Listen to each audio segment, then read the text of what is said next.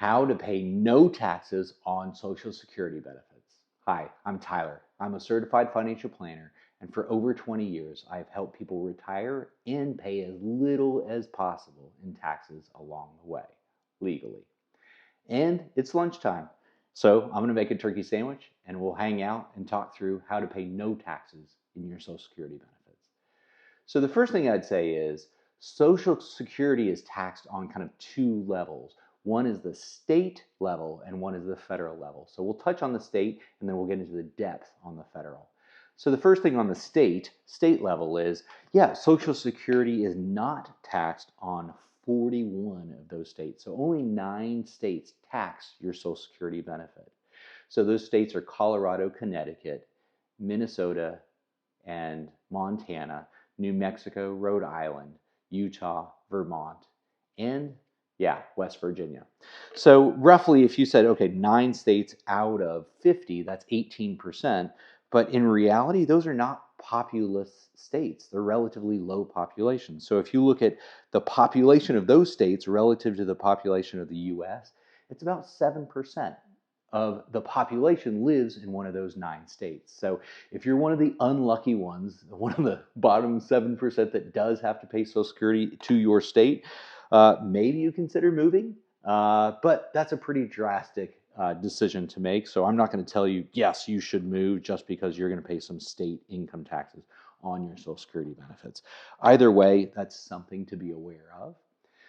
All right, on to federal. And there are a couple of kind of definitions or things that we want to think about as we think about income as it relates to taxation of Social Security benefits. Because if your total provisional income, and we'll get to what that is, if your total income is low enough, below certain thresholds, you do not pay taxes on your Social Security benefits.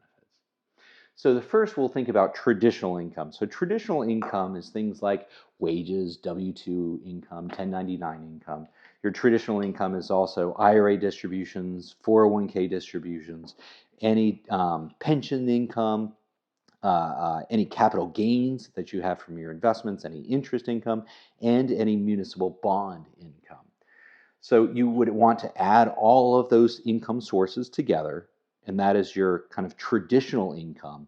And then for provisional income, which is what the Social Security system looks at to determine the taxation of your Social Security, you'll also want to think about, you'll add to all of what we just said, 1/2 of your Social Security benefit. That's right. So an example here, if you have $40,000 of combined all traditional income and you have $20,000 of Social Security benefits, your provisional income is going to be 40 plus 1/2 of your Social Security, so 40 plus 10. So you're at $50,000 of provisional income. So that's the first thing is, well, provisional income, and what does that mean? The second is when we think about not paying taxes on Social Security, there are 2 limits. So if you're an individual filer, tax filer, your limit is $25,000. So provisional income from all sources plus 1/2 of Social Security has to be less than $25,000. Married filing jointly, that jumps up to $32,000. So relatively low, but if you can get your provisional income below those 2 metrics, you do not pay any taxes on your Social Security benefits. And fishing pickles. The second thing is, well, above those amounts, there's still hope. In other words, above those amounts for the next tranche or the next subset between those 2 numbers, you'll pay 50% of your Social Security benefits are taxable. So if you're individual, it goes from 25 to 34,000, and then if you're married, it goes from 32 to 44. So between those 2 numbers, again, 50% of your Social Security benefit is taxable. And then if you're above those numbers, so above 34, above 44, single and married, 85% of your Social Security benefits are taxable. And that's kind of where it ends, is 85%, no matter how high your income is, you only pay taxes on the first 85% of your Social Security benefits received. So the rest of the video is going to talk about, well, how do we lower provisional income? What are strategies that we can use to lower income Therefore, you would qualify under the 25 or under the 32 to not pay any taxes on your Social Security. So the first and the pretty obvious one is, well, if you just delay taking Social Security, if you're not taking Social Security, you're not going to pay taxes on that Social Security. And that as the added benefit of, well, your benefits continue to grow, your Social Security more once you do retire and decide to take Social Security. So what that's going to look like is, if you took it at 62 versus taking it at 70, you actually get a 77% increase in your benefits. All right, assuming you are taking or going to take Social Security, here are a few thoughts and rules around how to reduce provisional income and avoid paying taxes on your Social Security. So the first one is a really magical thing called a Roth IRA. Because in a traditional IRA or a 401k, you put money in pre-tax, it grew tax-free, but in retirement, those traditional IRA, 401k come out fully taxable. Versus in retirement, a Roth 401k or Roth IRA comes out tax-free. So in retirement, you could live off the Roth and not take anything out of IRAs and 401ks and pensions, and that would keep your provisional income low.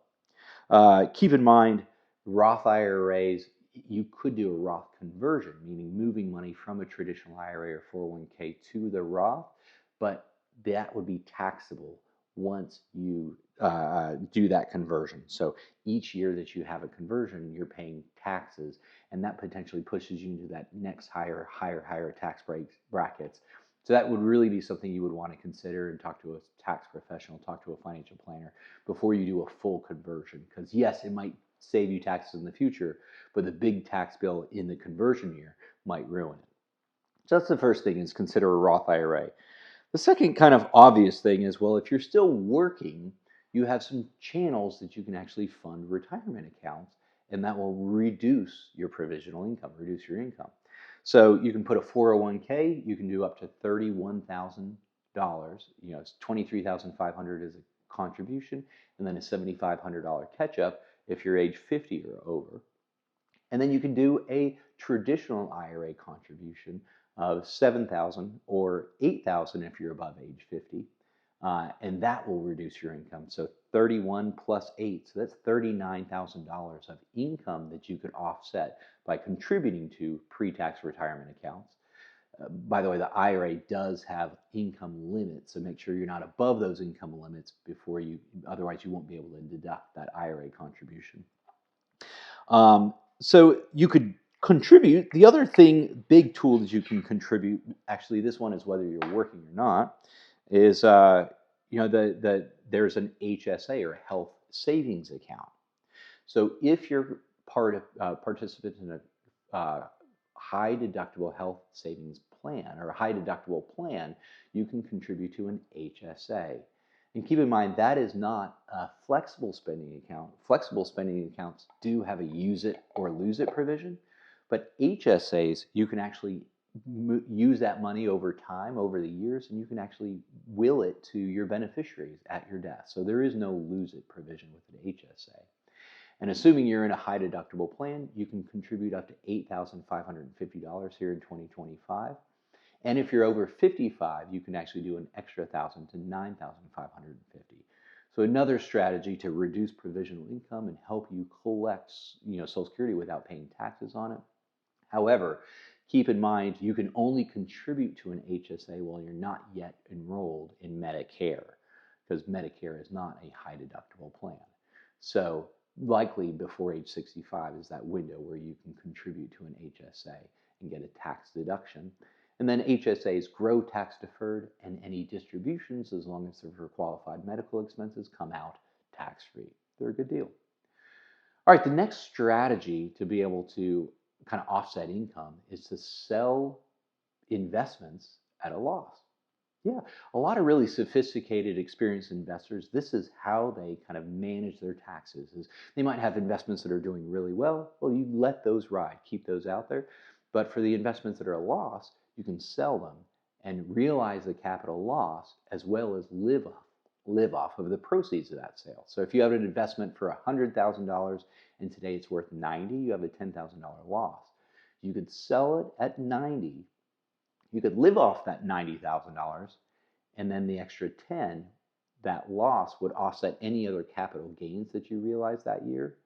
And you can take up to $3,000 off of your earned income to help you get below that provisional income threshold, so you pay no taxes on Social Security. So that's a thought, is realizing losses. And then the last one is rental property, rental income on real estate. So oftentimes you'll have, if you're really in a good situation, you'll have a rental property that might cash flow in a really nice way where it provides income for you in retirement. But the federal government allows depreciation, which is a reduction in the purchase of that property and putting it into service. Therefore, you can depreciate, the investment of that property over 27.5 years. So you might have a really nice cash flow, but the depreciation offset will either reduce that cash flow so you don't have any income from that source, or you might even have a tax deduction from that source, and that would help you lower your provisional income. All right, and then one final note. The sandwich is done. I'm hungry. It's lunchtime. So one final note is, oftentimes as you think about retirement planning and projecting out years and years of retirement, I don't necessarily want you to think about, okay, I want to lower my taxes as much as I can just this year, because the reality is that might push taxes into future years, where theoretically you push yourself into higher and higher tax brackets. So you might be in a really nice situation in your 60s for taxes, but your 70s, 80s, and 90s, you might have pushed all of your taxation assets into those years, and you wind up paying way more in taxes over your lifetime than if you had just smoothed out your tax situation over time. So something to consider. Hey, thanks for watching. Hit like down below and leave me a message. I'd love to hear what you have, and yeah, subscriptions help as well. So thank you again.